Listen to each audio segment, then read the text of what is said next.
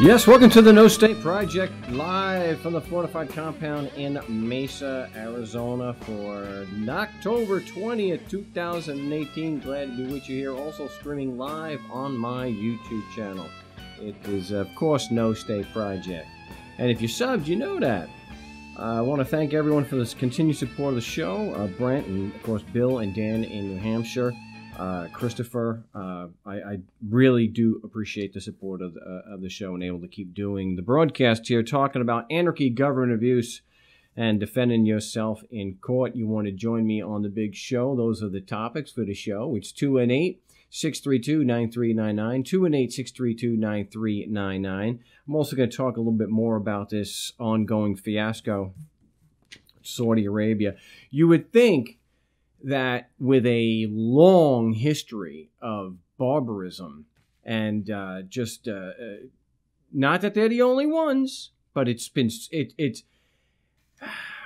but to have it excused the way it is, absolutely disgraceful. Saudi Arabia is not known for being kind to the government, a lot more brutal of a government and society than, let's say, even the United States, where it's one of a number of countries where it's still illegal and punishable by death to be a homosexual.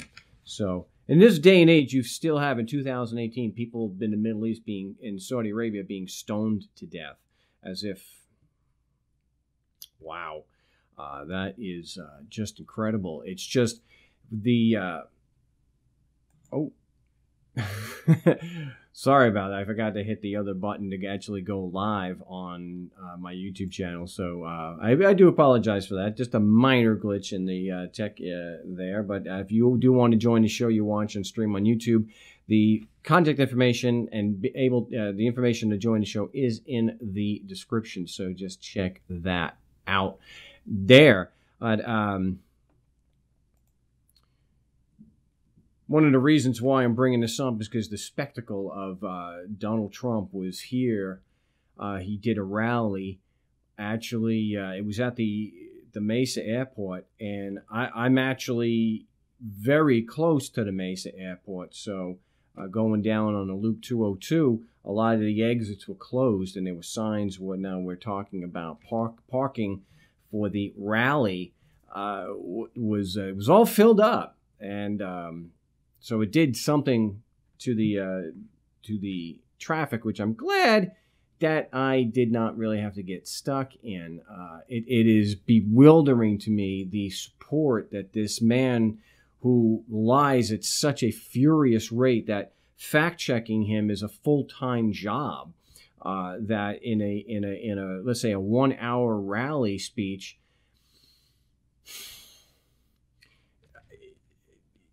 it could take 4, 5, or 6 hours to fact check everything, to do everything properly, and how he can beat the drums that he is tough on crime, and that he's the law and order guy, screaming about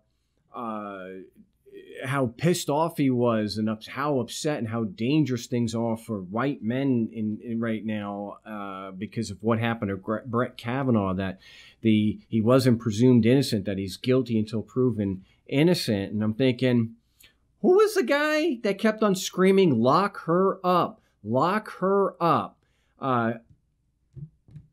Oh, that's right. It was Donald Trump. And I guess it just comes down to people hate libtards or Democrats to such a level that even though you have somebody who is a sorry excuse for a human being, they still will literally cheerlead for him. And he's always the tough guy, ripping families apart. Well, it's the law. And then you have something come up with a while back where his own intelligence agencies are saying it was Russia. Russia interfered with the elections. Nah, he's going to take Trump's word. He's going to take Putin's word for it. Real tough guy. Lock her up. Lock her up. Again, I'm not a Hillary supporter by any stretch of the imagination. Just pointing out a little bit of inconsistency with that and the people that cheerlead for this guy. Now you really see the toughness go, where he's comparing the Saudi prince and what's happening there with the, it seems pretty clear, the murder and dismembering of Jamal Khashoggi. Actually trying to draw a comparison that now the crown prince and his government is guilty until proven innocent. Really, again, lock her up. Lock her up. Crooked Hillary. Here you got members of this government, the Saudis, again, women treated horribly, homosexuals even worse, punishable by death. Honor killings in 2018, where, again, if a girl or a woman is raped, she is the one that brought shame. This is the kind of thinking you get in Saudi Arabia and by the Saudi Arabian government, this so-called, prince.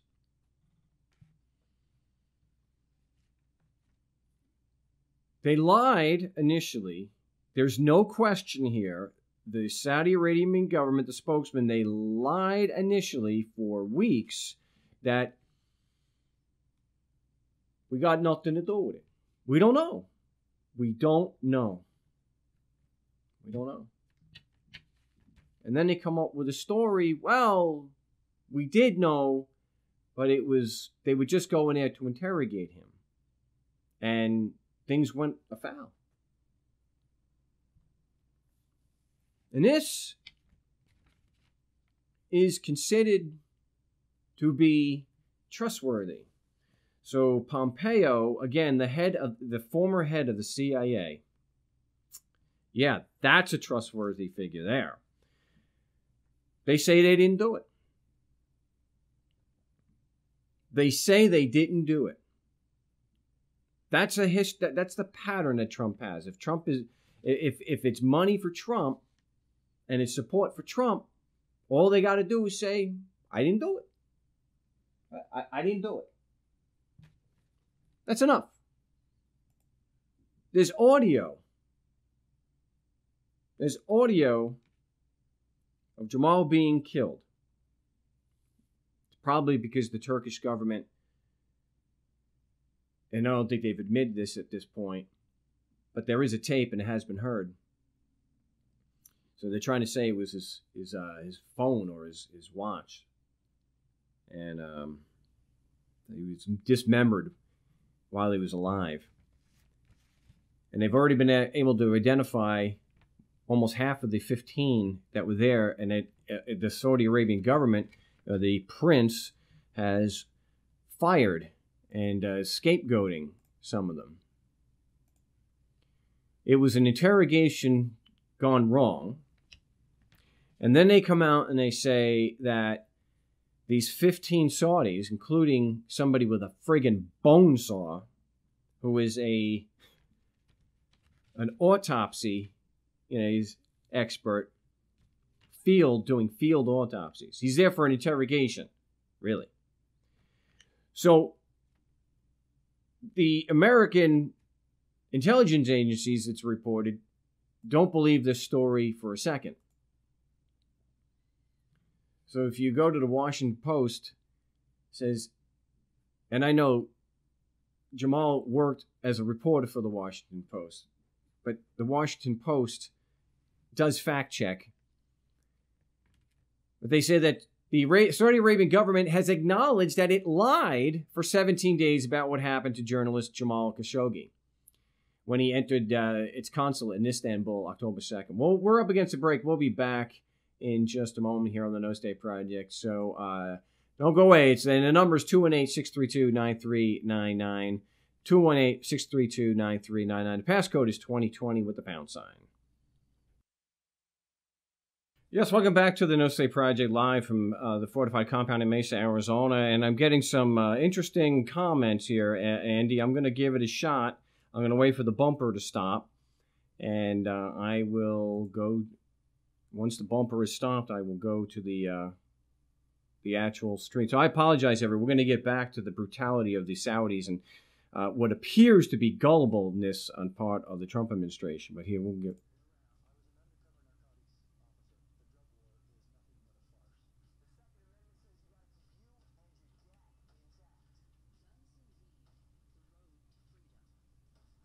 There's a commercial on.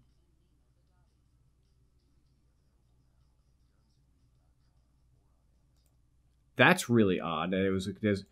So Andy, do you have the commercial on?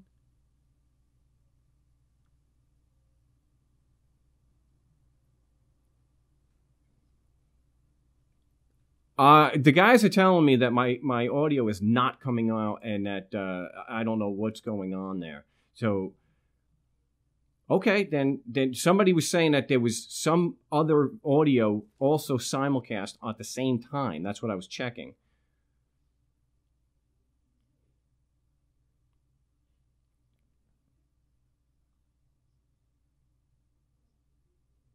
No, I was chatting with this people on my YouTube stream that told me what was happening, so I was just trying to get some feedback from them. But oh no, all right, cool, thank you, Ian Freeman. I was the only one that could hear that. But yes, remember that Free Talk Live is on immediately after the No State Project, so make sure that you check that out. So what I was talking about was this. How the Saudi Arabian officials, the government there, they acknowledged that they lied, that they flat out lied about the disappearance of a journalist with the Washington Post, Jamal Khashoggi, who was very critical of the Saudi Arabian regime there. They lied, and yet Donald Trump. He believes it. He's actually making excuses that they shouldn't be guilty until proven innocent. Well, the thing is, there's evidence against them. And not to be one of those, but the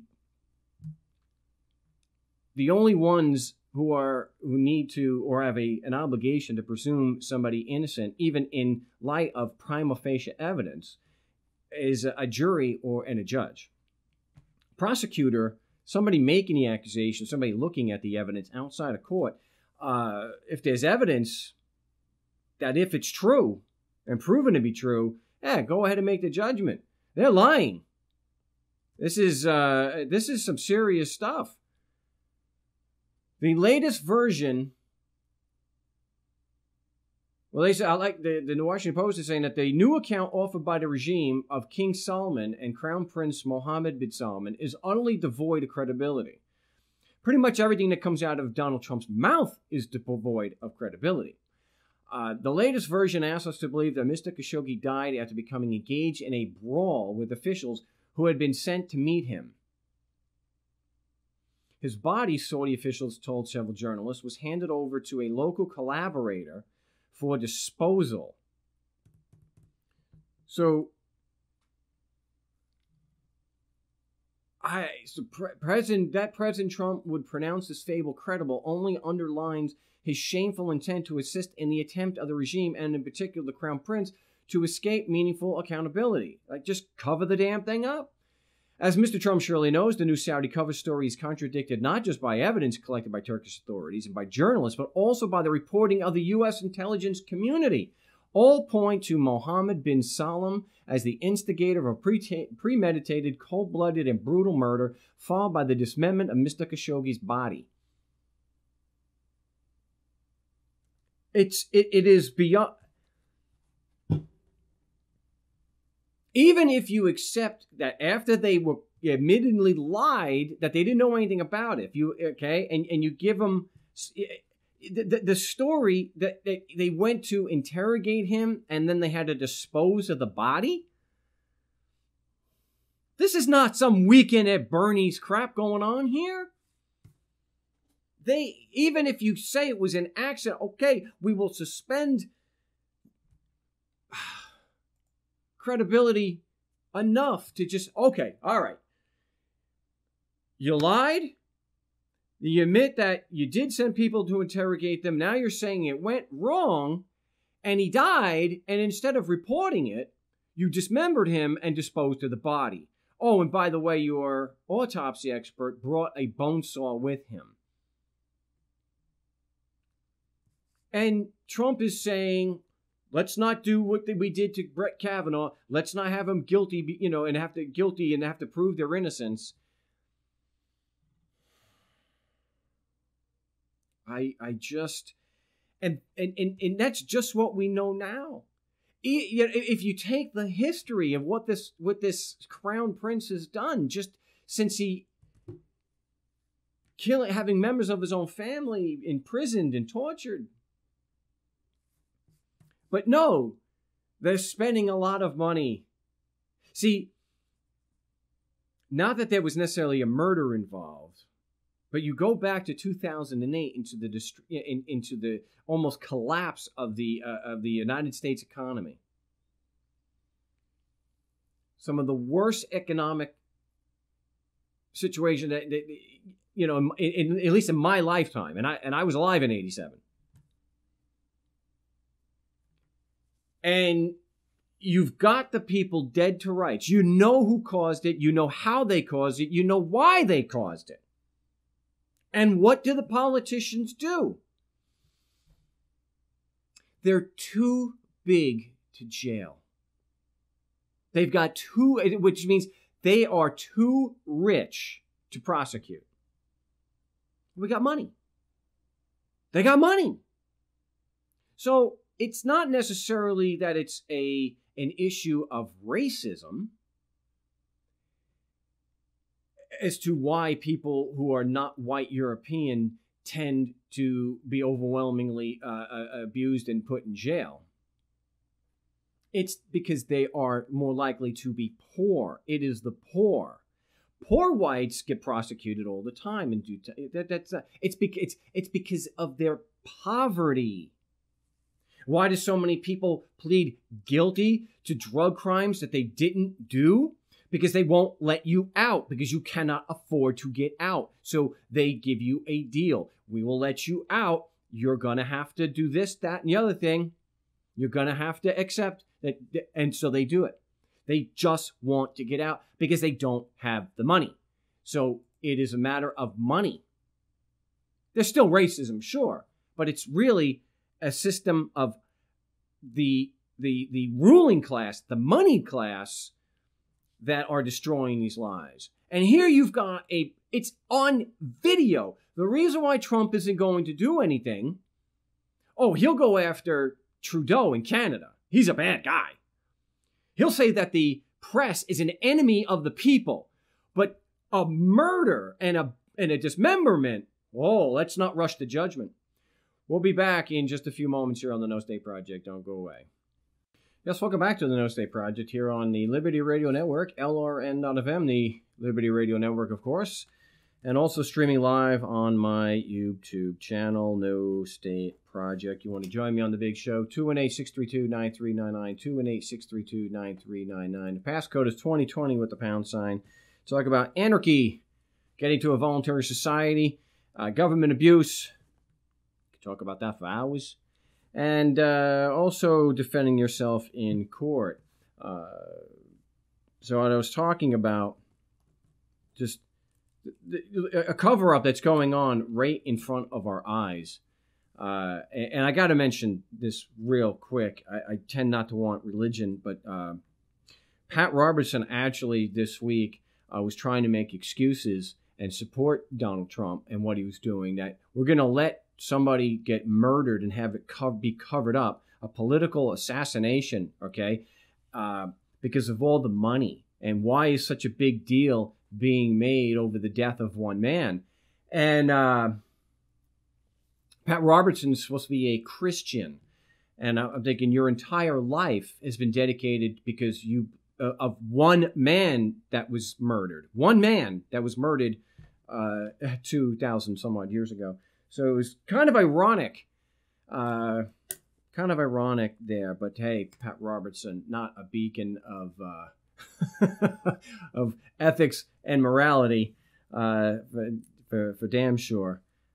Good Lord, I don't want to get into that. But you can see in real time what's happening. You don't take my word for it. You don't even have to take the media's report. Whether you think that the media is completely bought and sold, where it's good to absolutely still be a skeptic, but not everything that comes from the mainstream media is false. I mean, Hurricane Katrina actually happened. It wasn't a NASA cover-up with the government. It wasn't just to get more money. It actually happened. And so to get back, we're watching. Now, you can see how Trump, the law and order guy, lock her up, and how when he talks about the poor brown people, okay, rich brown people who pay him $40-50 million, like he says, I'm not going to like them. Of course, it's about the money. Rich brown people, good. Poor brown people, bad. And so you go back to one of his rallies when he's talking about, again, poor Mexicans that come in from Mexico. They're rapists. He condemns so-called illegal immigrants, people who are trying to get away from oppression and go to where at least there's some less oppression, or at least less overt oppression, and they're all criminals. They're rapists. Some of them, I guess, are fine people, but, he passes judgment on that. People that he has no context about other than they're poor, they're brown, and they're trying to get into the United States. Does he ever say, let's not, no, whoa. It's just like with Sessions. They broke the law. Where is the presumption of innocence for the poor? For the people who just want to live where the cartels are not beheading people on a regular basis? So you got the poor, it's always guilty, guilty, guilty. Even the Central Park Five, as they're called, who were exonerated and shown to be innocent. This man, and I use that term lightly, Trump still thought they should be in prison, even though the DNA, the evidence proved that they were innocent. Not guilty, they were innocent. He wants them locked up. Why? Because they were poor brown people. And so you have rich brown people, or just rich Russians. Let's not rush to judgment. Let's not have them be guilty before and have to prove their innocence. We're looking at the damn evidence. Look at how he does it. You don't have to take my word on it. You don't have to take CNN. You don't have to take the main. You could just look at the video itself. Unless you're going to be like a flat earth person and say, well, the video of Trump, all the video of Trump that we have, it's all fake. That's why Trump says what you're seeing and what you're hearing is not what's actually happening, because they're just faking it. All the video is fake. Hurricane Michael didn't happen. It's all just a liberal conspiracy to take your guns. Yeah. It's disgusting. And I urge you to read this. And is it possible that Trump is out? Or, could you say that with him going and doing that he is involved with the cover-up also? Not that anything is going to happen. Nothing happens to people that are that rich. They are never held accountable. Having so much money means you never have to be held accountable. It's just like what's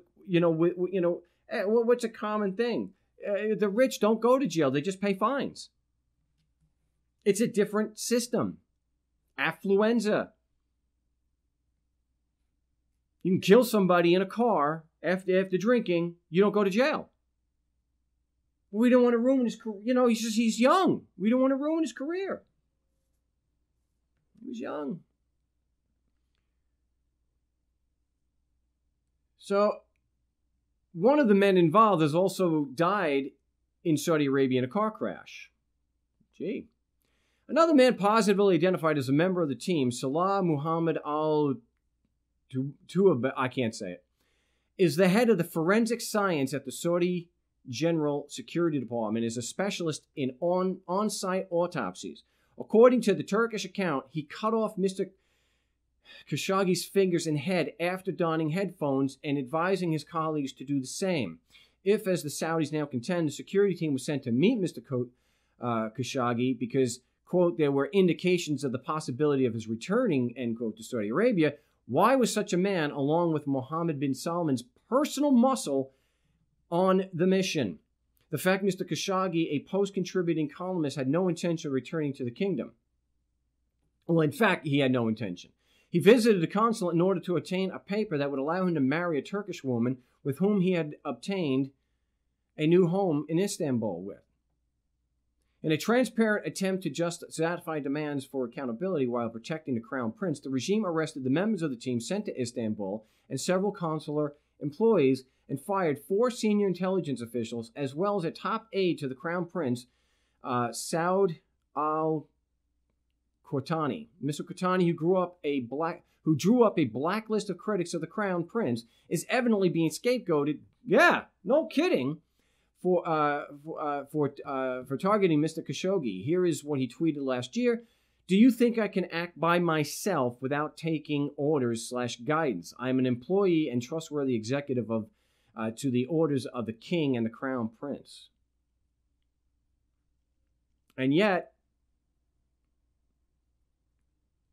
all this evidence, they admit that they lied. No. Not enough. That's not enough for Donald Trump to condemn them. Oh, they got good and bad on both sides. This is government playing out. That is what we get. Allowing this crap to continue. I'm not saying, it's not my fault or yours, but, no one raindrop wants to bear any responsibility for the deluge. There's only so much we can each do. But accepting that governments in any shape or form are legitimate or moral or ethical organizations that are not engaged in the activities that would put us in prison. Let's just use a double standard so I don't have to hear all this crap. You can't argue ethics. It's a double standard that they do what we would go to prison for. It's dead wrong. They are incalculably evil. But we'll be back with your calls in just a moment. Don't go away. Yes, welcome back to the No State Project. You want to join me here on the big show. It's 218-632-9399. 218-632-9399. Passcode is 2020 with the pound sign. And I tell you, it's absolutely disgraceful. And it really shows the fact that people can continue to support somebody who lies at such a furious rate, who has been shown to lie that he's not a self-made man. Most of us who with half a brain cell understood that. He lied saying he was a good businessman. He filed bankruptcy 6 times and has a history of not paying his vendors. People still support it. And here, they will cheer about building the wall and being the tough guy. Lock her up. You have all the intelligence agencies saying that Russia did it and didn't meddle with the elections. But I believe, well, he told me he didn't. The evidence is pretty strong that the crown prince there in Saudi Arabia ordered a hit. Let's not rush the judgment. Let's not rush the judgment. That's what you get with government. So I do have a new call of shame. And if you like the last one, and it looks like you did, very few people still saw it, but it was still more than twice as many views as I normally get in that time frame for this channel. So it's kind of encouraging, and it was a short one. So this one is with a tax agent in California. I'm not entirely sure he's a lawyer. He might be, but he handles the tax litigation, at least at the administrative level. This is a good one. There's a bit of editing I have to do because of names, so I was not able to get it for the show today, but I will give the report. And is it hearsay? Yeah, whatever. I'm reporting what happened. I'm a personal first-hand knowledge. I was there. I was on the phone, and I will post the actual audio. I have permission from the client to actually be able to do that, which is really cool. So what they did, now I've mentioned before in California what they have a very, very bad habit of doing is getting your actual position wrong. Now, the technical phrase is that it is a straw man. And it is done deliberately. Usually what would happen when it would go up on appeal is that the appellate board would deliberately misstate what my position was. So instead of an issue of fact where there was not enough evidence or there wasn't any evidence, they turn around and say, well, the argument that you're not a taxpayer within the meaning of statute is frivolous. And you can, at least in my experience, you can show that that's dead wrong, but they won't change it. I've actually been in front of the Board of Equalization and motioned to the board to get the actual position correct. Because if you don't correct that, you can't argue anything else. That's the only issue you can discuss, and that's the only reason why witnesses can be called if they're going to allow that. This is really important. They do it deliberately to deny you a fair hearing. So I know you can have critics that will cheerlead for the court system, that they think that just being physically in a hearing and just having a hearing period is sufficient to satisfy due process. No, it has to be a fair and meaningful hearing where you have the opportunity to defend yourself effectively.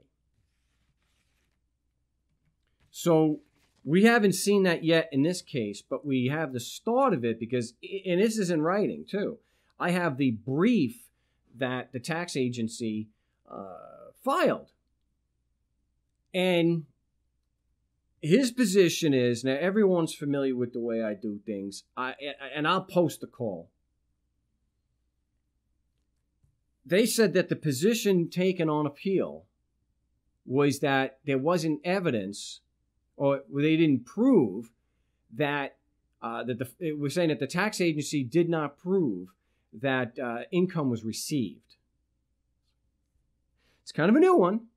It's a little different, but false nonetheless. Now, I spoke to the agent, and I asked him, did you just copy and paste this? Did we, or are you sure that this argument was actually raised in a one-page appeal? And he doubled down on it. No, absolutely, it's in there. So, okay, it's only a page long. Could you tell me how where did you get that from?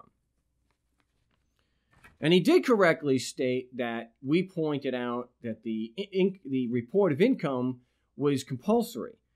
Now, that's not just me making it up. That's the fact. And it's even in their own law, Section 19701 in California,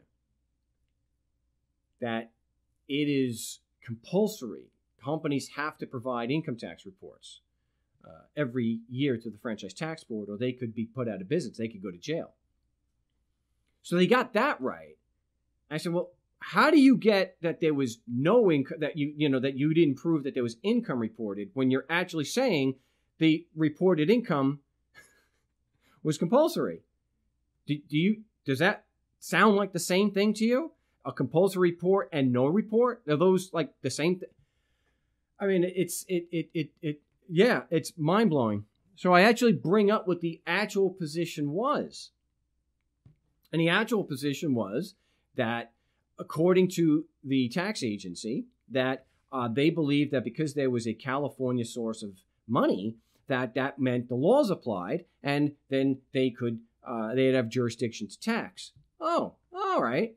So I asked him, what evidence, if any, did you put in your brief that would prove that just because there was a California source of money that your Constitution and laws apply to my client?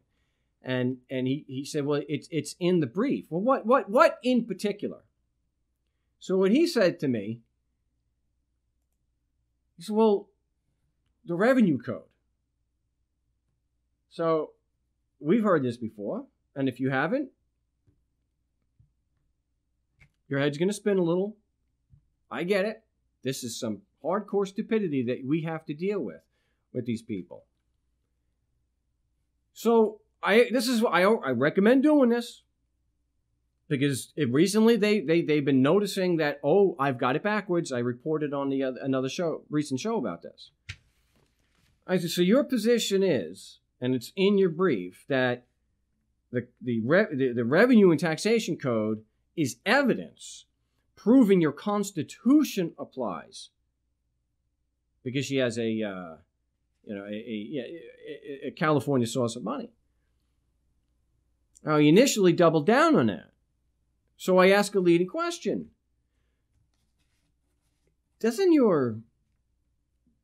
Isn't that backwards? I mean, isn't the Constitution, according to your own formula, I mean, isn't the Constitution the authority for the code? And they says, well, yes, you're right. That's right. The Constitution is what gives us, the legislature, the authority to pass the tax code, and that gives us then jurisdiction to enforce and oh, okay. So now you're flip-flopping. You just said that the opposite. Now you're changing your position. So once again, what in your brief is evidence proving that the Constitution applies? Since we know it's not the code. The code is not evidence that the Constitution applies. You just agreed to that, although you did flip-flop. But we'll take it for now.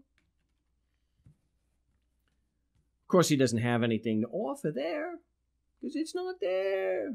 It doesn't exist. There is no evidence. So he just kept on going back. He's going to basically stand on what's in his brief. Okay. But is there anything in there evidence-wise? You put through the United States mail that you overcame and you defeated her position. And her position is that you don't have a shred of evidence based on conversations with your own agency that there's no evidence whatsoever to support your claim that just because the property, that there's a California source, that your Constitution laws apply. We are up against the top of the hour break, but I got more to this because he made an awesome admission that you're going to love to hear. So if anyone thinks we didn't accomplish anything here, no, we did. But we got about a few minutes, so we'll be right back. And if you want to join me, it's 218-632-9399. The passcode is 2020 with the pound sign. So don't go away. You're not going to want to miss more of the Call of Shame when we get back. Yes, welcome back to the No Stay Project, second of 3 hours of Anarchy Radio right here on the Liberty Radio Network, LRN.FM, and streaming live from my YouTube channel, No Stay Project. Glad to be with you here. It's October 20th. Is it right? Yeah, October 20th, 2018 still. And I was talking about, you want to join me, it's 218-632-9399, 218-632-9399. The passcode is 2020 with the pound sign. Not a toll-free call, but I'll get to the call in just a moment, so hold tight. No, we got Sean on the line. So just hold, let me finish this, because this is good. And again, this is just a little bit of, of the call with the tax agent. And I still pressed him as far as the evidence to support his company's claim that the Constitution and laws apply just because there's a California source of income or of money. Now you got to keep in mind, and this is what's so great about the call. All I'm doing is asking him questions based on his prior statements. So he was the one that doubled down and said, if you have California source of money, the Constitution and laws apply, and we have jurisdiction to tax you. So he actually uses the A word. I got to tell you, I was a little surprised that he actually did this. He admitted that the claim was an assumption. Their claim, they were just assuming that because there was California money, they're assuming that their laws apply. That, right? That's that. So the guy who's actually defending the taxing agency as counsel is admitting it was an assumption. So I went right to his, well, what he denied it was it was a copy and paste, and I have documents going back 10 years with the exact same text. He still denied it. Whatever. That's what people in government do. It's not just Donald Trump lying, etc. Right? They all lie. The problem is there's a lot of truth mixed in with the lie. So, you got to be discerning. You got to be a skeptic. You got to look for the evidence. Independent sources there, or multiple sources. So I've mentioned on the show before, tax agencies, including the IRS, at least in the United States, do not enjoy a presumption of correctness unless it's based on facts. And so what he did was he quoted from the courts that his agency does not enjoy a presumption of correctness unless the assessment is reasonable and rational. I like that. Reasonable and rational. Now, that would, if they actually applied that standard, then they couldn't collect from anybody. So with the admission that the basis, the single most important part of the assessment was an assumption, I said, well, if you assumed this, would it be reasonable and rational and in creating a presumption of correctness? And that's when he went into his loop. It was like a computer. Mr. Stevens, as I said, and he wouldn't answer. So I said, look, before you hang up on me, I tried. I did. And I had to start laughing and just, because he was on a loop. And anytime you have a politician that you ask them a question and they just repeat your name, the moment you hear them repeat your name, you know they're not going to answer your question. I would say that is true 99% of the time with a politician or bureaucrat. So I asked again, look, is an assumption reasonable and rational? Mr. Stevens, okay, we've pushed it as far as you're going to allow it. You're going to hang up on me any moment. So you'll notice on the call that I'll get posted hopefully by Monday. I'll try to do it today, but I got to get this posted. All you need to do to show that these people have no credibility, that their claims are easily to be demonstrated to be false. This is why I don't understand. Why can't we get more people doing this? You just have to take their own statements and ask them if they can prove it. It's that simple. Of course, you have to deal with all the other crap that you're coming out, all the distractions. But that's it. So this is not just the agents I spoke to, because I spoke to at least 3 agents who could have stopped the assessment and stopped it from escalating, but they chose not to. Because forcing people to give you money means never having to have a good faith and never ever having to prove your position. And I want to make it crystal clear for people who are new or just don't seem to get this. We're talking about issues of fact. We're challenging them on whether their claims have factual support. Do the facts support the proposition and support the claim? Do the facts that they have, if taken as true, tend to prove the proposition?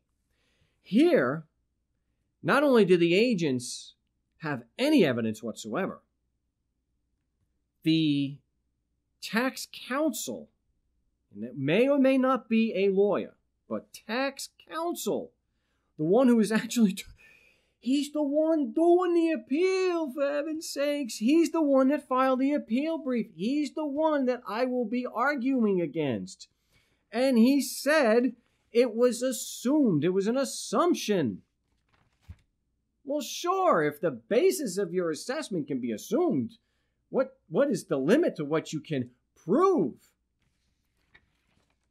And we also have bad faith because not only did he use and completely mischaracterize our actual position, he knows full well it is an assumption. He is not entitled to a presumption of correctness, and he won't correct the record. He is knowingly, at this point, we'll give him, for sake of argument, we'll say, well, you're ignorant, until he took the call from me. He admitted it was assumed, and he's not going to stop. Anybody with any good faith, even a little bit of good faith, and this guy, it's not like the Russians have something on him and the Saudis have something on him where he can't do the right thing. All he has to do is withdraw and say, we can't in good faith pursue this anymore on an assumption. We can't go ahead and potentially destroy this person's life on an assumption. They don't care. They do not care. So just like the Saudis is evidence against them, it won't stop them from taking their money.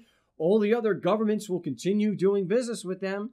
Although, to their credit, someone like Richard Branson, private businesses have withdrawn. So good on them for doing that. Finally, I don't know. I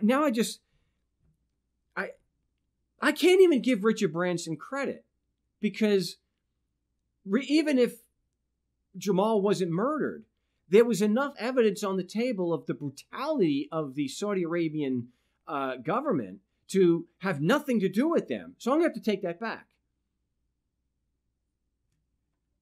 Or maybe because they're only doing it because it's just such big news that we're normalized to the fact that they behead people on a regular basis in Saudi Arabia. No one in their right mind should have anything to do with Saudi Arabia. The Wrestling Federation, that went there this year. Good gosh, man. There's a song from Nine Inch Nails that kind of sums it up. God money. God money ain't looking for the cure. Head like a hole. Yeah, bow down before the one you serve. God money. What a great song from Nine Inch Nails. Well, we'll be back here with your calls in just a few moments, so don't go away. Yes, welcome back to the No State Project for October 20th, 2017. I will be live, of course, on Wednesday. Hopefully, we'll be able to do the role play on Thursday. If you want to do that, you got to contact me ahead of time, not just on Thursday, but contact me and let me know that you'd like to help with the role, participate or listen to the role playing, so you can help prepare for court. I'm going to get to the calls in a second, but since I mentioned it, I don't want to go and get a damn copyright strike. But just the first verse, you want to see what drives bureaucrats? God money, I'll do anything for you. God money, just tell me what you want me to. God money, nail me up against the wall. God money, don't want everything. He wants it all. It's 9 Inch Nails from Pretty Hate Machine. Head Like a Hole. Great song. Highly recommend. Yeah, bow down before the one you serve. Definitely. When you see Donald Trump saying about Putin, he strongly denied it.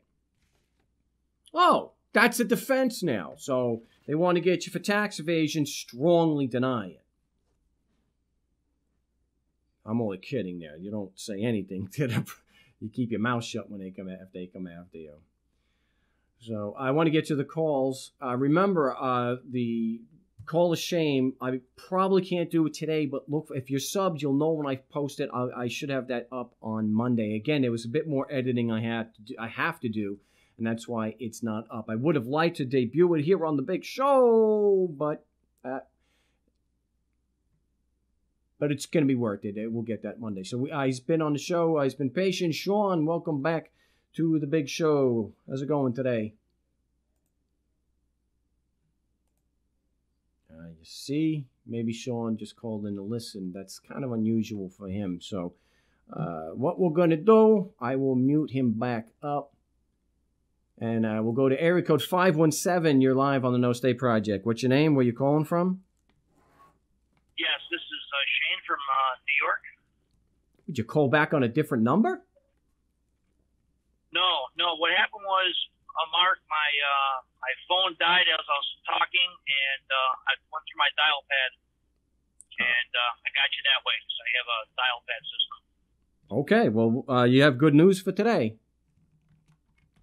Yeah. I haven't called in a while. I've just been listening in, and they called me back in the court. I think I did send you my dismissal after 2 years of fighting this traffic ticket and obstruction of administrative procedures here in upstate New York.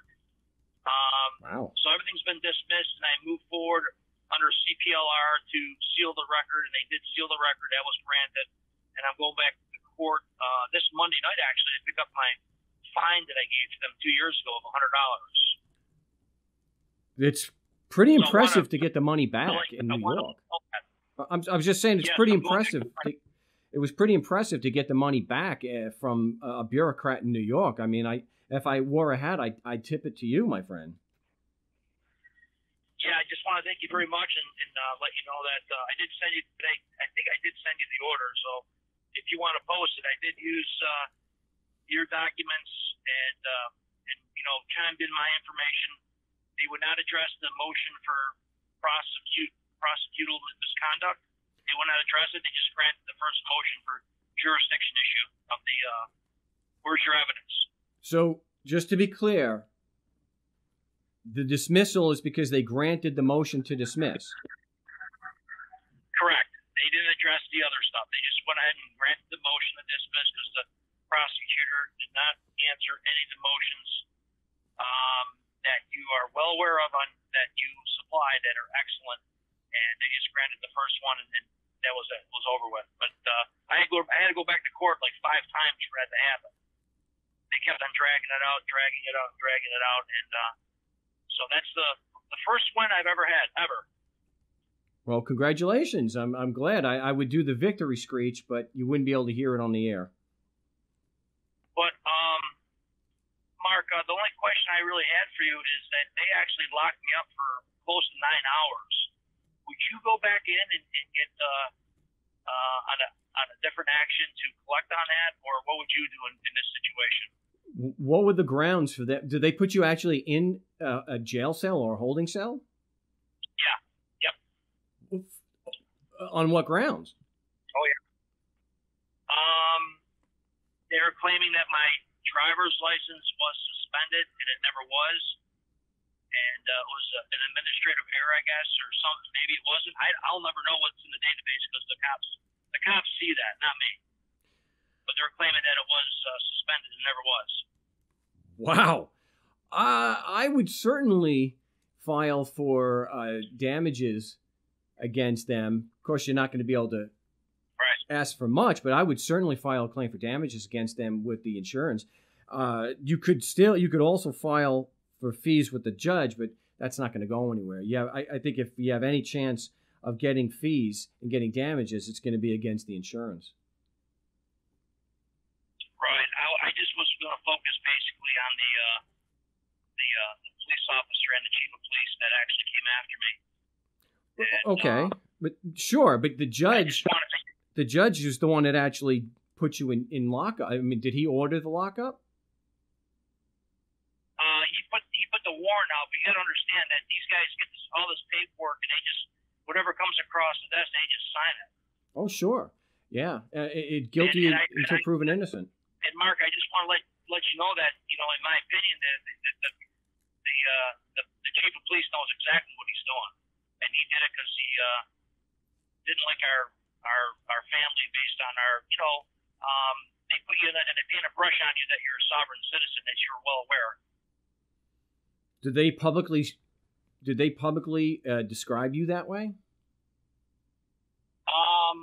It's in the police report, but it wasn't really, they didn't spend a lot of time on it, but they did go to other people's houses, the passengers in my car. They did go to their house the following day, 10 miles away, to go warn them who I was. You need to stay away from him. He's a sovereign citizen.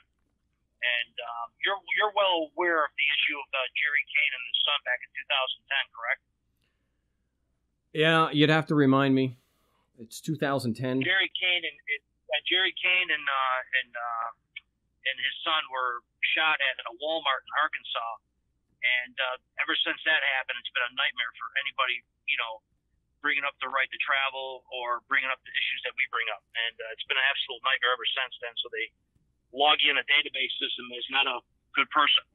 Well, it's not a good idea. You didn't bring up right to travel, did you? No. Good. So they're trying to classify you as a sovereign citizen based on just the fact that you're questioning their claims. Yes, sir. Bastards. We're up against the break. Well, hold on a second. I got to mute you. We're up against the break. We'll finish on the other side of this. My name's Mark Stevens. Website, of course, I haven't mentioned that yet. It's markstevens.net. If you're being attacked by a bureaucrat like Shane was in New York, you can get government indicted. There's also scripts and templates available that have been granted. This is another example. Then we'll get that posted as more evidence. But if you want to learn how to more effectively defend yourself in court, go to markstevens.net. We'll be back with Shane in just a few moments. Don't go away. Yes, welcome back to the No State Project here on LRN.FM and streaming live on my YouTube channel, No State Project. Appreciate everyone tuning in for the big show. So not only Monday, looking out for Monday, we're going to have not only a great call of shame where a tax council failed spectacularly and admitted it was an assumption. Didn't like, of course, when I said, well, would an assumption be reasonable and rational? No, that wouldn't do it. But we also have a success story. Shane from New York has sent me the document, and I'll get that posted. So, but welcome back. So we were just Shane. I think what we were talking about, they made a false claim against you for no other reason than you were questioning their claims, their legal claims. And so they falsely labeled you a sovereign citizen. And not only did they falsely call you a sovereign citizen, they went and defamed you to people that you know, and unlike this lawyer here in Arizona, I don't believe for a second that when they label you a sovereign citizen, that they're not aware that the FBI has officially classified them as domestic terrorists. Right. That's true. So they went to the homes of people that you know and basically told them you were a domestic terrorist. Yes. Actually, they had the family in a panic attack, and then after they looked at everything, about a week later, they calmed down. And wow. And even the judge was in a panic attack. And I know there's a lot of issues with Jerry Kane and his son. A lot of different stories, but I'm not here to talk all about that. And hopefully they're in a safe place. But that's horrible of what they went through. But I heard other stories that were completely opposite of what mainstream media said. But anyways, we all go through it.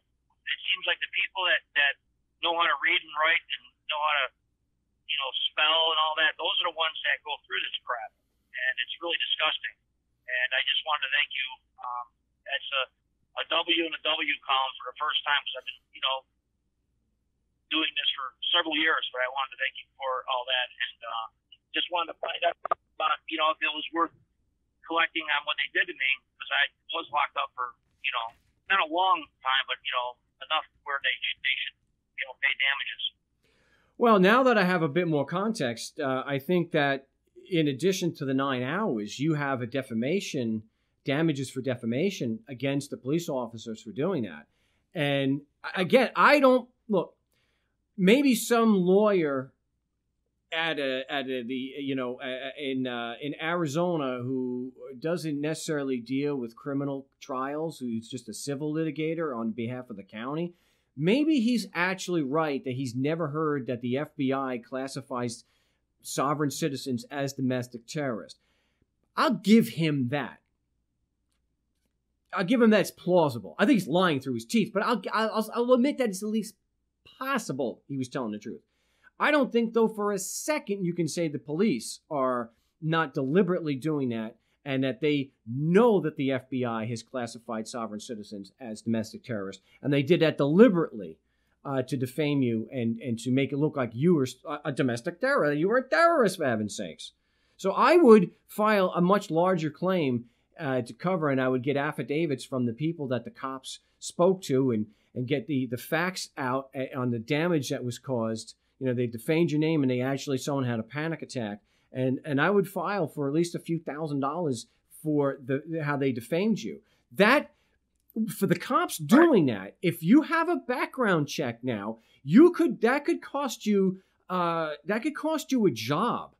Okay, this could hurt you severely financially, not just with friends and family, but that could hurt you severely economically. So yeah, I personally would file for the damages against their insurance. So, absolutely, that is. Mark, would you move in the state court or take it to federal court? I would initially file it into the state court. You don't have. I don't think you have grounds for a federal proceeding at this point.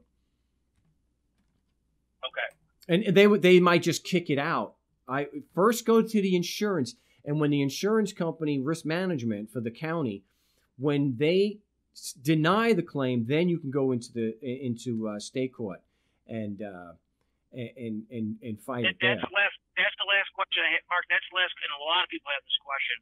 How do you find out the risk management department for your county? How do you find it out? Because it's like it's hidden, and a lot of people are having problems finding that. Well, you got to start by just searching risk management for the county. That's how, you know, I know it could be convoluted, and sometimes depending on where you are, like say if it's a city, the city may not have an insurance policy. It may be done through the county, or could be done by a township, where the cities are doing, pooling their resources and have a blanket policy that covers the township. So, New York may be like that. I think Pennsylvania does that. Pennsylvania probably does, but that's where you start. And if you can't find anything online, call the county clerk and say, who covers the county? Who's insuring the county? Is it self-insured or is there a private policy? And you might get bounced around a bit, but I would imagine at some point you would be able to find out. And I got one last question for you. I go back to court Monday night, and they get my $100 back because I filed a motion. They get the $100 back, and you put me on a docket sheet for Monday night, October 22nd. If you were me, what would you say to the court? Be very brief and to the point, and just, obviously they've already sealed the record by the way. They already sealed it and dismissed everything. But I'm just going back to get my $100. Would you say anything else about, that I'm not a sovereign citizen, or just not even address it? Well, I think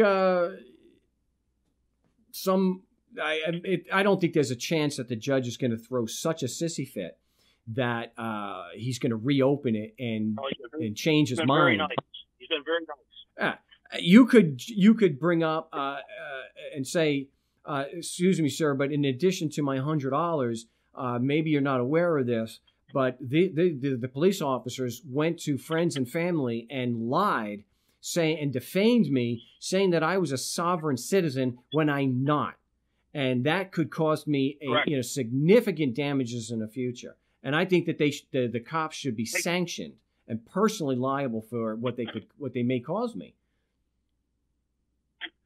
Thanks, Mark. Yeah, that's exactly what I was thinking myself. Thank you so much for all your help. And thank you so much. Everything. Thank you. You're very welcome. And just send me an email reminder. I want to make sure that I have the actual documents And so I can get that posted. But I do appreciate the call and congratulations. And let me know what happens Monday night. Yep. Thanks to you. Thank you. All right, you're welcome. Good luck, and definitely, please don't leave me hanging. I want to know what happens there Monday night. That's rare to get the money back in New York. So good on you. And this is another example where the motion was granted, and you have to look at the direct evidence. I know that there'll be people pissing and moaning and saying, no. You can't be like Donald Trump and his followers. So when critics say, even though the motion was granted, the motion really wasn't, that's their Donald Trump way of saying, don't believe what you're seeing, what you're hearing, because that's not what actually happened. Go by the evidence. Go by it, which I will get posted. And I appreciate Shane calling in and giving us that report. So, so we'll go back with Jason in Mississippi and our other calls. Looks like we have someone from Vegas also. So we'll get to everybody's calls on the other side of the break. So again, congratulations to Shane in New York for taking 2 years and putting up with all that stress to get this thing tossed out, because you can get these things thrown out. We do it all the time, regardless of the Trumpisms to the contrary. We'll be back in just a moment. Yes, welcome back to the No State Project. 3 hours of Anarchy Radio right here on the Liberty Radio Network and streaming live on my YouTube channel, which is No State Project. You can join us at 218-632-9399. 218-632-9399. Remember, we're going to have 2 big videos for Monday. And that is going to be a great call of shame with the tax council in California. And another success story that we can post, which is always great to have. And yes, I post just the ones that I have documentary proof. But even then, for some people, it's not enough. Because I'm just a liar, and I'm a con man, I'm an idiot, I don't understand basic. But this is what you're going to get. The evidence doesn't mean anything. So I don't know if you heard when we go into the break, it's just a Trumpism. Don't believe... what are you going to believe your lying eyes? Trump, don't believe what you see and hear, because only he knows the truth. Only he knows. And so that's what critics don't. Just because the motion was granted doesn't mean the motion was granted. And just because the motion was granted doesn't mean it had anything to do with what was in the motion, because judges are in the habit of granting motions with no merit.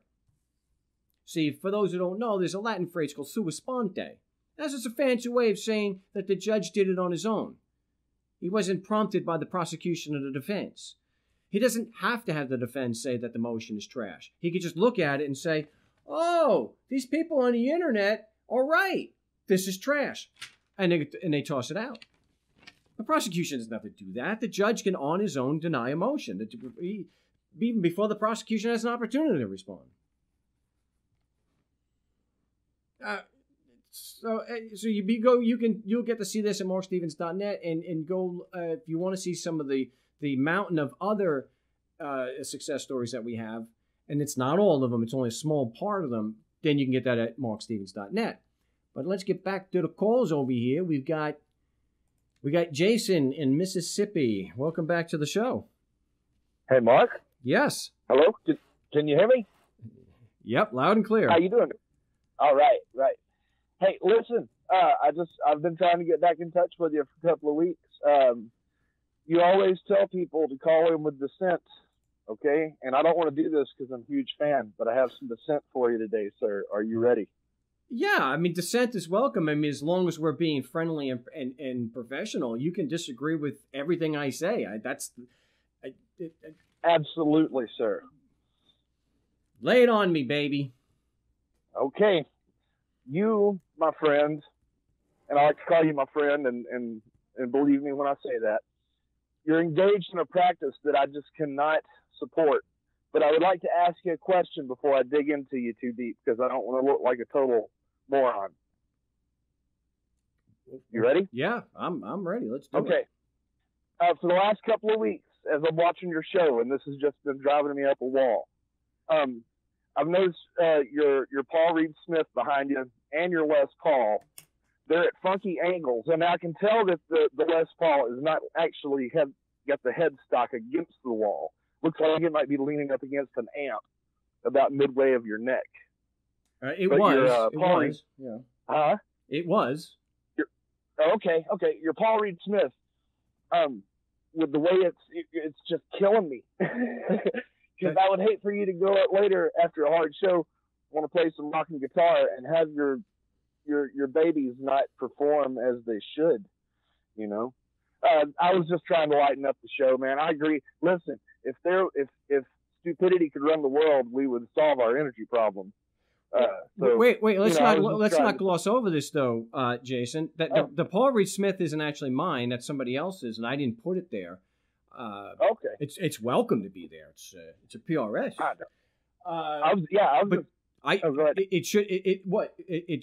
Look, my guitar stand broke. So how? I mean, I probably should just put it in the case and leave it on the floor.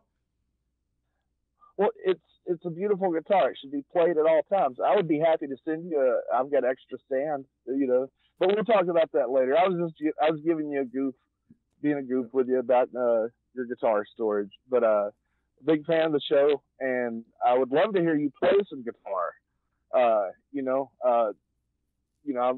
really into. I'd love to take. Hear hear you play more.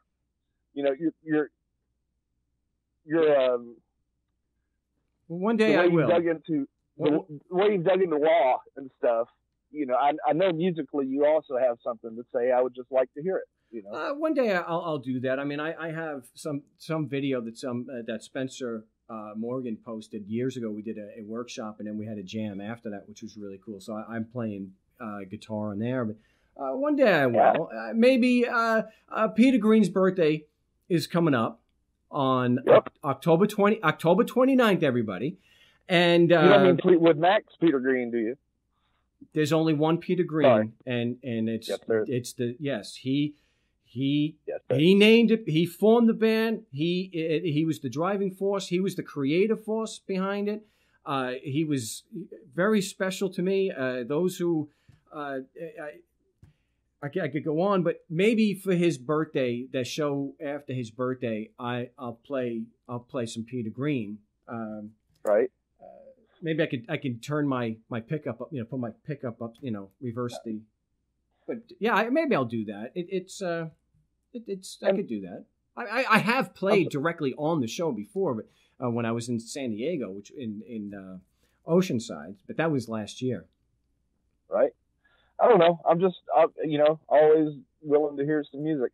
But in serious note, I used to live in Arizona there, out in the Prescott Valley area. Nice. And, so I live in Mississippi now, where our water here is like, or air is like water. It's so humid here.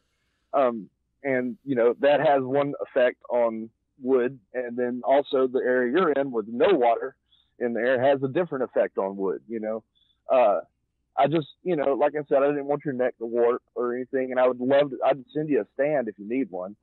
I know how it is, brother. If you want, you can contact me off air about that. There's something when I had made the mistake when I was younger, I had wound up getting a 62 reissue SG, and I got that because I love Angus Young, and my gosh, Tony Iommi, good Lord, And so I wound up getting the SG instead of getting, at the time, a pearl white Les Paul Custom, which would be worth like $4,000 right now. And part of it had to do with because the Les Paul has a really, really crappy cutout. So this one has a longer neck, but when you're playing up here, it's really awkward because this cutout is so the cutout's so bad.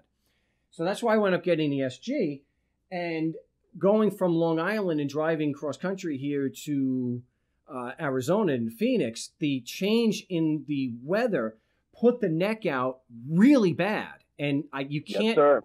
You can't. It's not like a Les Paul. you can't take the neck off. It's and at least the model I had. So I wound up selling it for what I could get, but there were some dead spots on it that you couldn't play. I was lucky to get anything for it. So it's definitely something you have to keep in mind. I thought you were going to go another way with it, and I'm glad you didn't, because it's not one of the topics of the show anymore. We'll just avoid that. Excuse me? I thought you were going somewhere else with the guitar, and I didn't. It wasn't necessarily a discussion that we're going to be having on the show anymore. So I was glad. No. I try to be one of the friendly guitar players, man. That's why I got into music, was to meet people and have a good time, not be all aggro about anything. There's just no time for that. You know? I know there's deep blues roots in Mississippi. I get it, man. I love Delta blues, man. In fact, here, I actually, I went and cut a brass pipe because I love Delta blues, and I can't actually play slide on this Les Paul, and I can't play it on the Paul Reed Smith because the action's just too low. But right. Mississippi is the home of the blues, and especially you talk about Robert Johnson and Son House and Charlie Patton, and man, all the really great blues, Delta blues players, man, from Mississippi. Oh yeah, Son House and Charlie Christian. Yeah, none of those guys suck for sure. But Muddy Waters invented electricity, sir. That's it. Hey, that is a good movie. So if you haven't seen Crossroads, and I mean the Crossroads from 1986, not that train wreck. Yeah. You just hold on a second there, Jason. We're up against the break. We'll be back in just a moment. My name is Mark Stevens, talking some blues with Jason from Mississippi, which it's appropriate. So we're at the top of the hour break, but if you want to talk about blues or anarchy, you want to talk about how now I'm really puzzled. I got to take care of my guitars, but we'll be back after these commercials, so don't go away, with the third of 3 hours of Anarchy Radio, so don't go anywhere. Welcome back to the No State Project here on LRN.FM, the Liberty Radio Network, and streaming live on my YouTube channel. We're talking with Jason in Mississippi, and somebody's saying here, if you don't know of John Mayhall, you are missing great blues. And Jason, I'm sure you're familiar with John Mayhall, right? Did we lose Jason? I guess Jason must have dropped off. But we got some calls. I'll get to the calls in just a second. Peter Green actually really got off the ground as a musician, a professional musician, with John Mayhall's Blues Breakers, that he replaced Eric Clapton. So imagine how good you have to be to step into John Mayhall's Blues Breakers in 1967 after Clapton, or it was maybe late 1966, where they're spray painting Clapton is God. And as far as guitars, man, the man could play there's no doubt that Clapton is a fantastic guitar player, an enormous influence. So Peter Green was able to step in, and somebody that John Mayhall has actually said in interviews that when he got Peter Green and was going to start, playing, that someone says, "You got someone to replace Eric?" Really? Yeah, guy better than Eric. And I got to say, when it comes to a blues, the man pretty much had no equal in England. Peter Green, good. I've talked more about it on the 29th when it's close to his birthday. But what I would recommend that you do, there is someone edited together all the live clips of Peter Green and Fleetwood Mac playing, where John Mayhall, two of the Blues Breakers, actually, John McVie is actually on the Beano album, and in A Hard Road with Mayhall. So that's where John McVie got his start. And Mick Fleetwood was actually the drummer for a while, for about 6-7 months, and was too much, and got fired. But someone just released, I think I may mention this before, John Mayhall actually released about 2 hours of shows that were done with the John McVie and Mick Fleetwood as the rhythm section. And it is just, Peter Green is so damn good that you despite how bad the vocals are, because Mayhall just, you'll still listen. And I think I talked to Tom about this a month or so ago. Definitely check it out. But for today, also remember, someone put together all the video footage of Fleetwood Mac playing live between 1968 and 1970.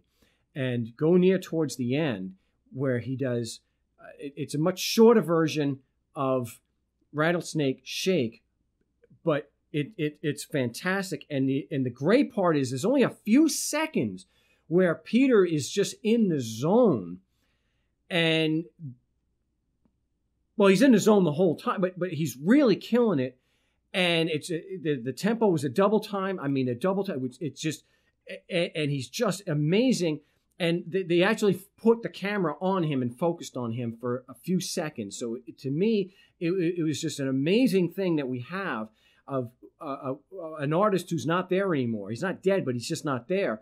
And but to see him in his prime, in the zone, and you'd be cursing the like, oh yes, we need to actually see the hi-hat while Peter Green is okay, I can't. It's going to get me too upset. Well, let me get to your calls. It looks like we have Vegas, but your area code 702. You're live on the No State Project. What's your name? Where are you calling from? Hello, Mark. Okay, well, we're not getting. Hello, Mark. All right, well, we'll try him again. But I think we have Jason back. Is this Jason? Hello. Huh.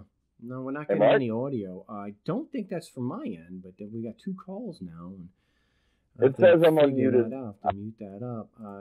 Yeah, thanks, Tom, for posting that. The number to join the call, the show is 218-632-9399, 218-632-9399. The passcode is 2020 with the pound sign. Oh, you could hear the callers, maybe? I'm not getting any signal. Maybe that's why that you could hear. Okay, well, let's go. Let's try. Can you hear me now? Oh yeah, I can hear you fine now. What was your name? Where are you calling from? This is Mike from North Las Vegas. Mike from North. You see, with the New York accent, that's tough. North Las Vegas. Yeah. I met you about, I think it was 3 years ago in Salt Lake, Utah. You had a conference. Oh, cool.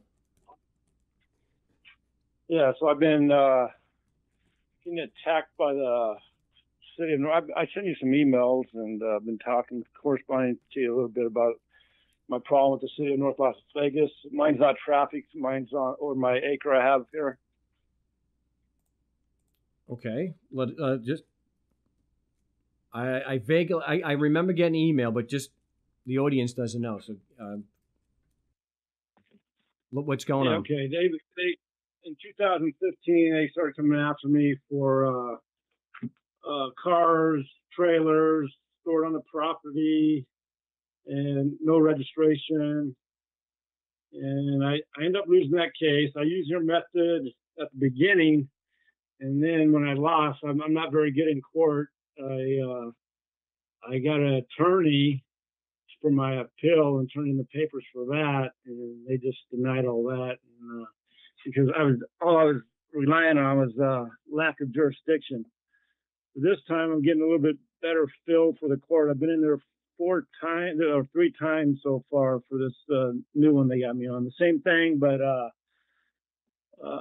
they're writing up my fence now. Front fence is made out of wire, and they're saying that's out of code, and litter on the property, which I have a lot of stuff, but like you say, it's just all the ours codes.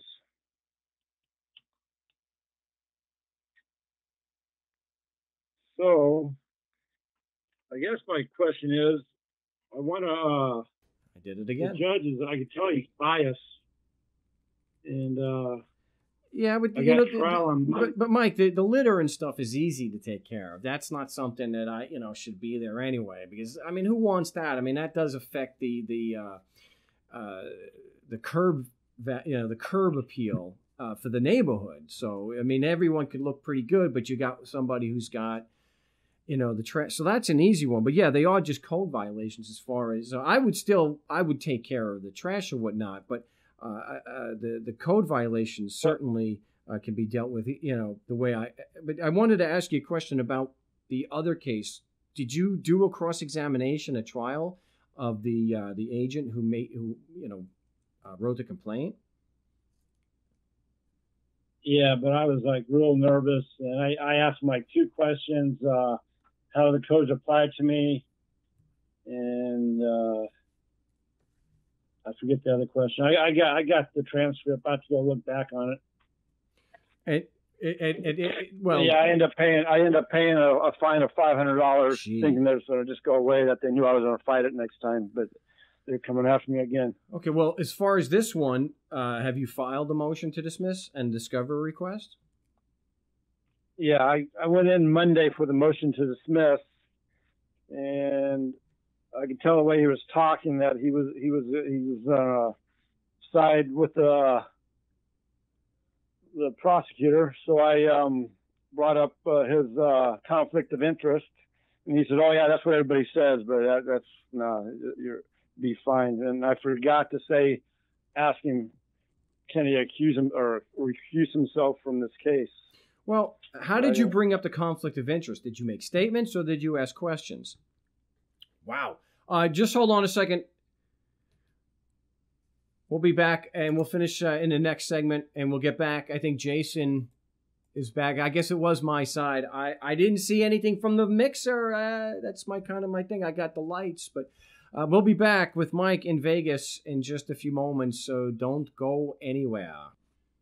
Yes, welcome back to the No State Project for October 20th, 2018, live from the Fortified Compound in Mesa, Arizona.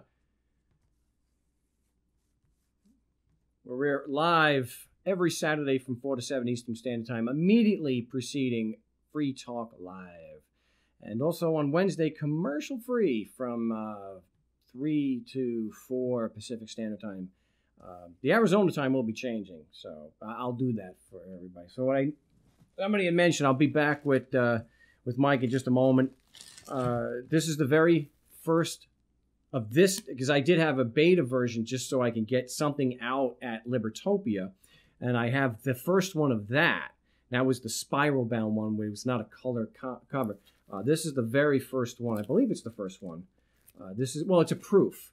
This is the first one, so it's not actually fully bound, so it's a proof, which is cool.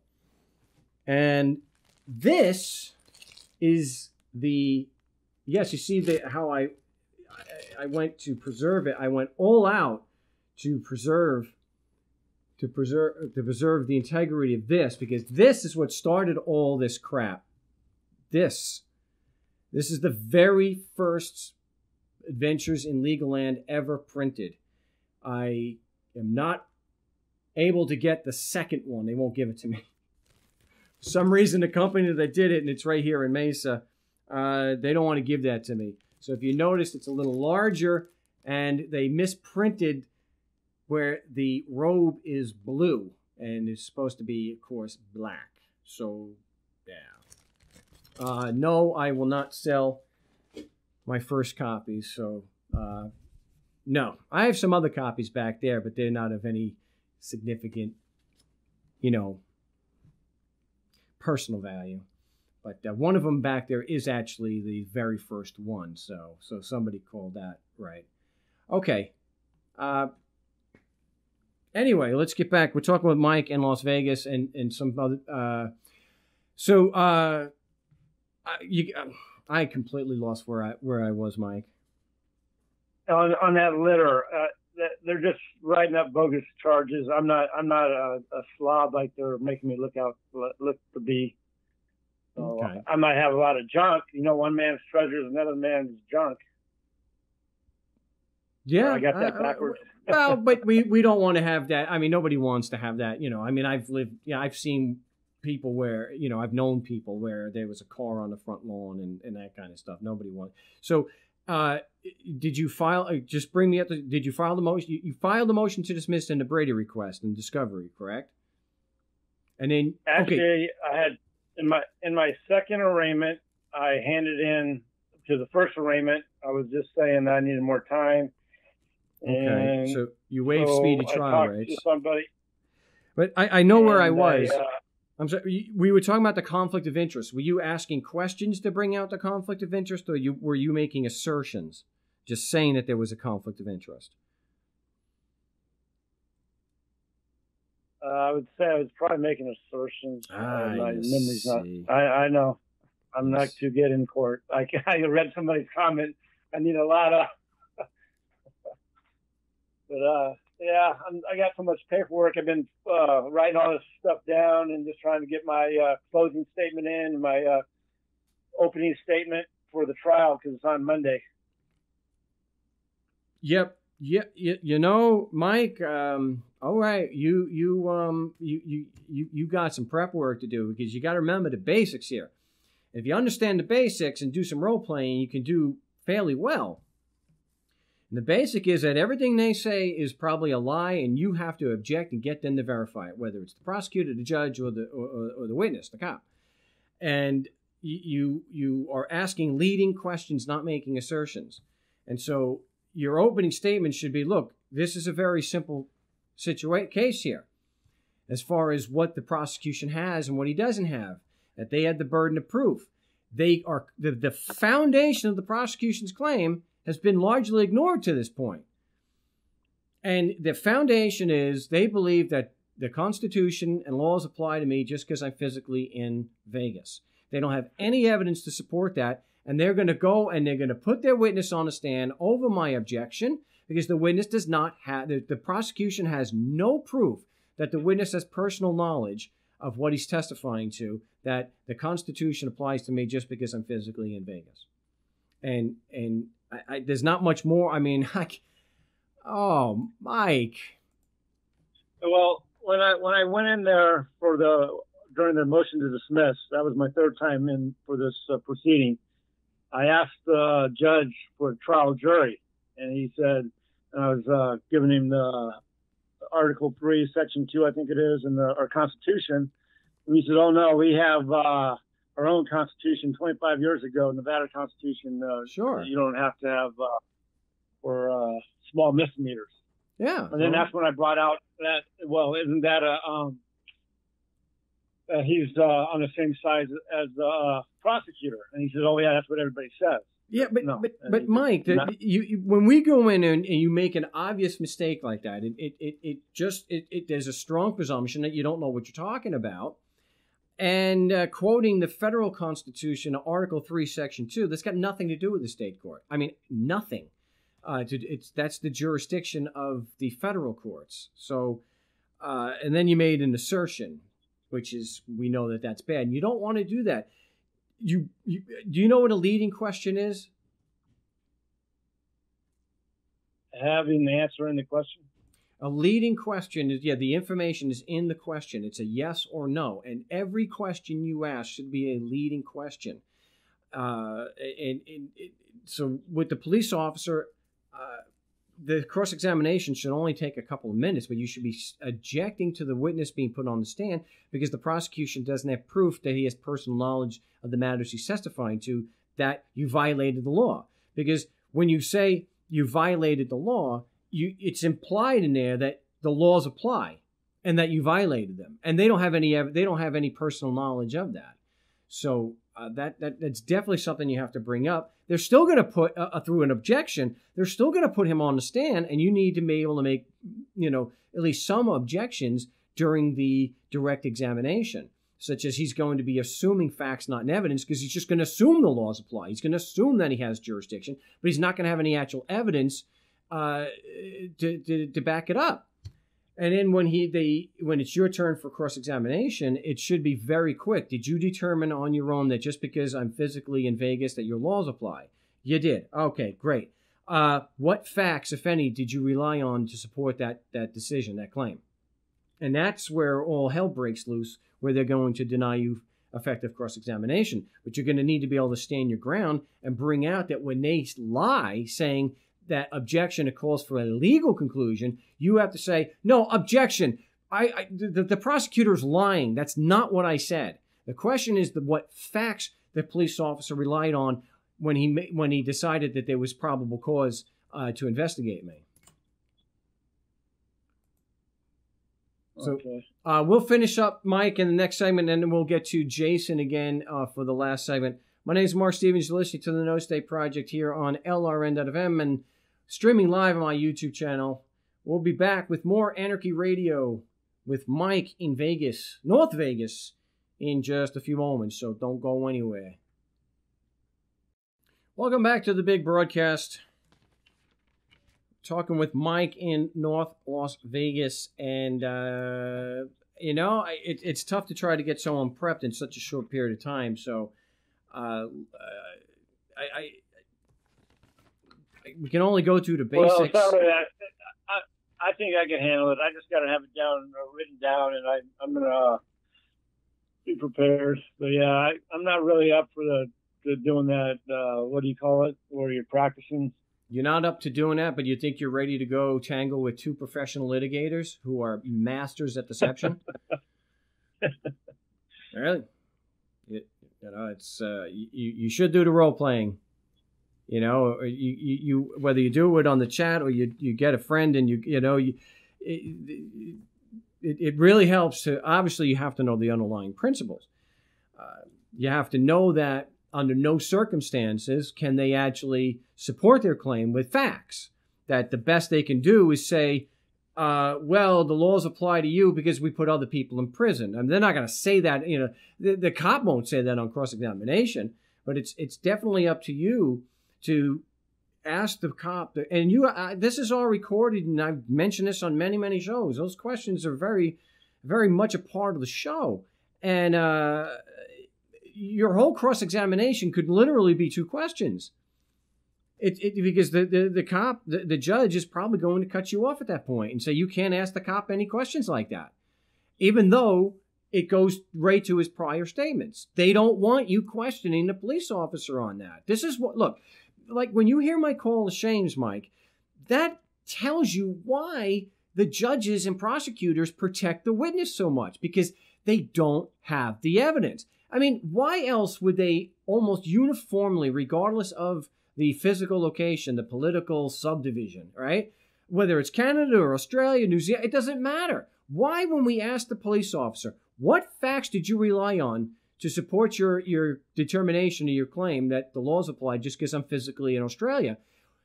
Why would they turn around, even in Australia, say the same thing they say in California and Toronto, that objection, it calls for a legal conclusion? That lie crosses political boundaries. It's not true. It's not an on-point objection. And it's there to protect the witness, because the witness can't support his claim. Because through all the other stuff that's going on, Mike, the entire trial in your situation, the whole thing hinges on, really, the focus is one thing. Is the police officer's claim against you true? Because the prosecution is there to prove his claim against you is true beyond a reasonable doubt. And they can't, so it's very simple to kind of understand what it is that's going on. They know in advance, because you've told them what you're looking for and what you're questioning and what your position is, what your argument is. They know it's true, so they have to stop you or me or whoever from not asking the cop those questions, so that he has to admit, if he's forced to, like what happened to Jermaine up in Canada, I don't know. He doesn't have any actual evidence. So they have to stop it. So you can't be surprised, or you shouldn't be surprised, when you ask those two questions, that after you ask the second question, the prosecutor is out of his chair screaming, objection, calls for legal conclusion. You have to, okay, we heard about this. Mark talked about this 1,000 times. This is go time. And you say to the judge, no, I object, and I want the prosecutor sanctioned right now because he's lying. I didn't ask a question that required a legal conclusion. That's... Got it. They're going to... Also, Sorry? Go ahead. Well, I was going to say, when this started out in 2015, they had somebody that called in on me. I guess they, all around me, as track homes and the HOA community, didn't like me storing these semi-truck trailers over here. Oh, and there wasn't, when I asked the code enforcer who was a complaining party during the when he was on the stand. He wouldn't give the name, but then later on, I got their I guess it was in the discovery report right before trial, and it had a lady's name, but she wasn't there.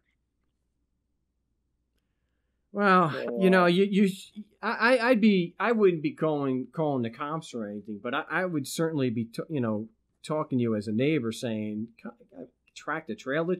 Come on, I mean, that's pretty unsightly, you know. I mean, that's so. All right. Well, what questions or concerns do you have that we can address that may help you be better prepared when you go to court this week?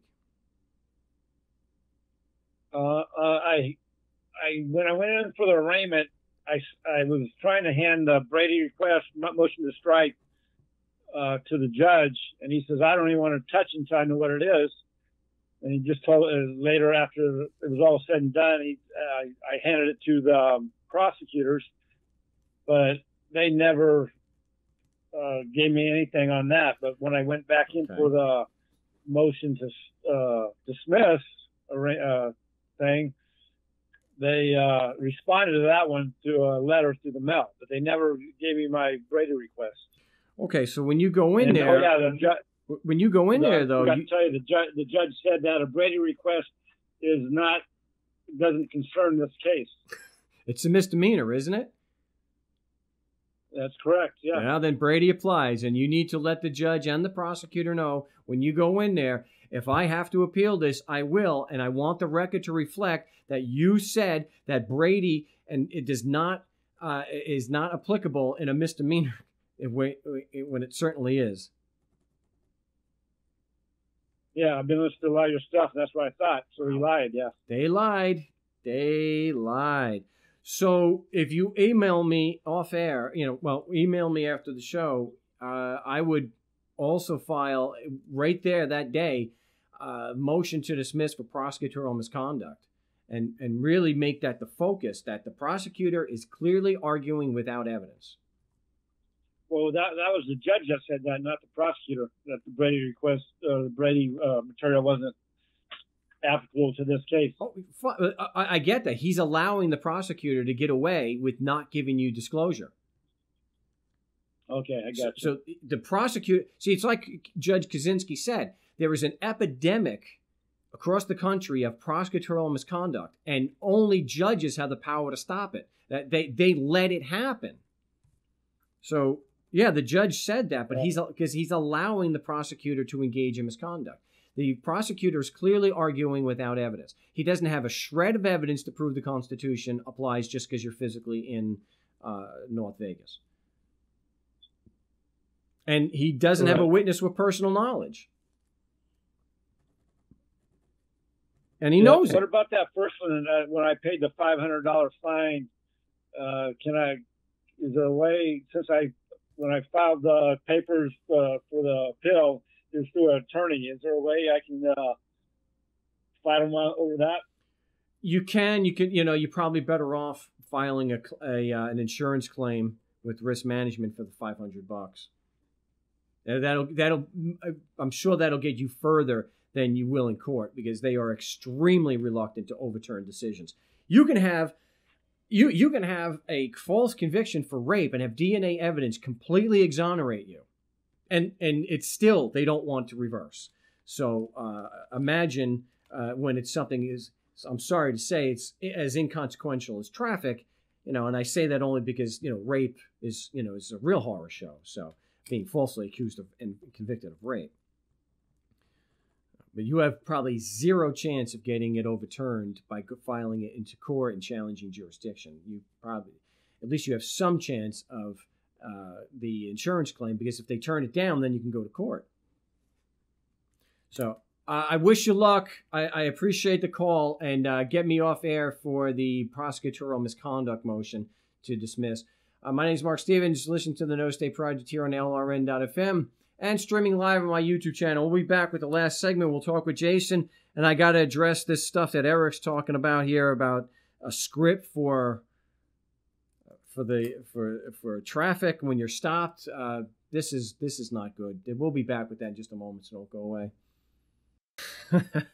Yes, welcome back to the No State Project. We are in the last segment, and somebody wrote here, I think Mark gets a gray hair every time he sees an idiotic remark on the chat. I think that's what made this go from red to white so fast. I'm not nearly old enough to have white, but I guess still some of the red here. But damn, flat Earth stuff, guys. You gotta keep that stuff out of my chat, for heaven's sakes. Over here, some things we do need to address. But I'm gonna bring Jason back. Jason, welcome back to the No State Project. I guess there was something happening before where I couldn't hear the callers, but I got you back. Can you hear me now? I can. I can. All right. I got some things that Oh, he's playing. I was gonna knock it off while we're talking. Well, I wanted to discuss a few things here regarding some of the comments that were made, and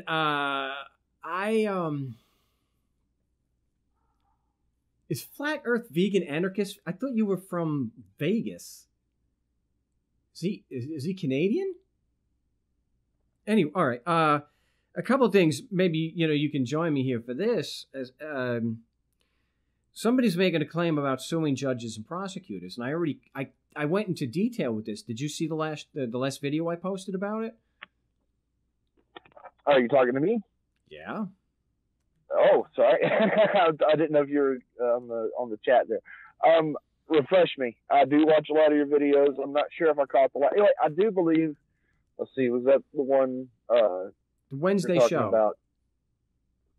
I do believe I did catch that. Yeah. Oh, suing the judges and the prosecutors. Yes. Yeah. And how you can get a deposition from them. Yeah.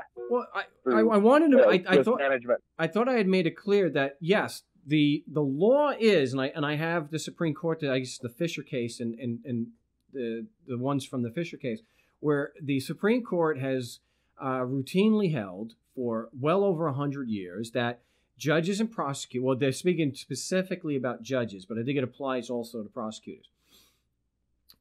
Judges have absolute immunity for anything that they do where they started out with jurisdiction. So if they started with jurisdiction and then acted in excess of their jurisdiction, they are absolutely immune. And it doesn't matter how disgraceful and disgusting the act or how illegal the act was. They are civilly immune, absolute.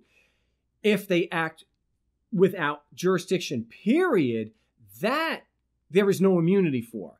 But what someone's saying, but the thing is that the laws may say that. And the Supreme Court has been consistent with that. The problem is, in a practical sense, you still have the judges at the lower level, at the trial level, and the intermediate appellate levels will not apply the law. It's the same with the IRS with the Anti-Injunctive Tax Act. It doesn't matter if there's an exception, just like here, that there's an exception to the immunity. They won't acknowledge it. So legally, you have a remedy. Yeah, on paper, but practically, in real life, Abba Fungul, you don't have any remedy. So that's why I spoke so much and I speak so much about trying to get around that. So if we go against the insurance, we can possibly get a deposition. If we get far enough, we can depose the judge. And so there's no immunity for that. So that then we may be able to join them as a party when we have evidence their own testimony that they didn't have jurisdiction to begin with. But otherwise, I think no.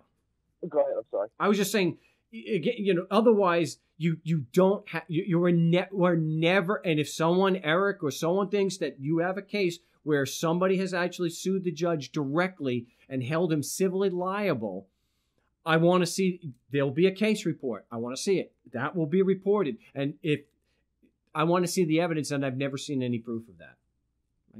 See, if before they put anyone on that bench to serve as a judge, here's where I think part of the disconnect comes from, and I might be wrong. I've stood in front of a few psycho judges in my day. I actually had one tell me that the law is whatever the district attorney said it was. Wow. I possessed alcohol in a dry county. This has been 20 years ago. But I had a bottle in my friend's car, I wasn't drinking it at the time. I just left it in there, but you just couldn't have it, right? So we go to court, and the judge, we're laying out a great defense. We're questioning the cops on the stand. Me and my friend are. We both had them contradicting one another, and the judge never raised an eyebrow. He was a total scumbag, Right. And he at one point mentioned, well, the law is whatever Mr. So-and-so says it is, referring to the district attorney. So Wow. with that, I say this. Your lower level judges, these guys, they don't have, not that it would be much help anyway, but they've never been to law school, right? They were appointed or elected, right? They don't. But the lower level ones, the hearing officers and justice of the peace typically don't have to be lawyers, but some are. But once you get beyond the traffic court or you're in the county court, they're all lawyers. Right. Well, some of them just don't have. I don't know. I've only had my experiences around here, so yeah, I didn't know that. But anyway, I think a lot of the lower level guys and the upper level ones too, they understand the basics of natural law and how it applies, and they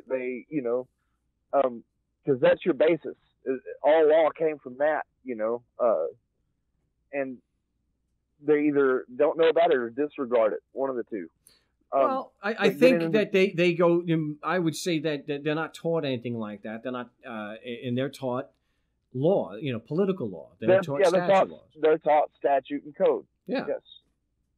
And the Constitution. There's nothing else. Yeah. It's like law just happened 20 years ago, and it has no foundation further back than a 25-year-old Constitution, or I don't know if that's necessarily. In Nevada for Mike there. I don't know if that's necessarily accurate. I mean, because prior to the United States officially being in 1780, whatever it was, 1783, 81 or it was 1783. But if you go by the Articles of Confederation, but right, or 1776 by the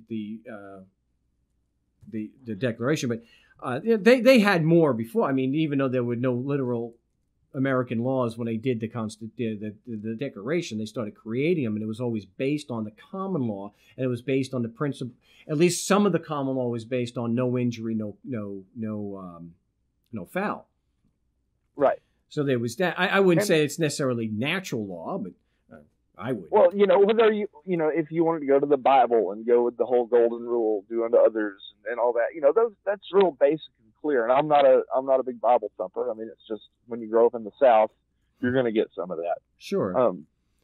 And other areas too. But in my case specifically, I'm one generation from a cotton farmer. My father was a cotton farmer. By the time he was 12, he was running this farm, and taking care of his younger sisters and stuff. So by the age of 12, my dad had this concept of responsibility. Get up, milk the cows, so forth, so on.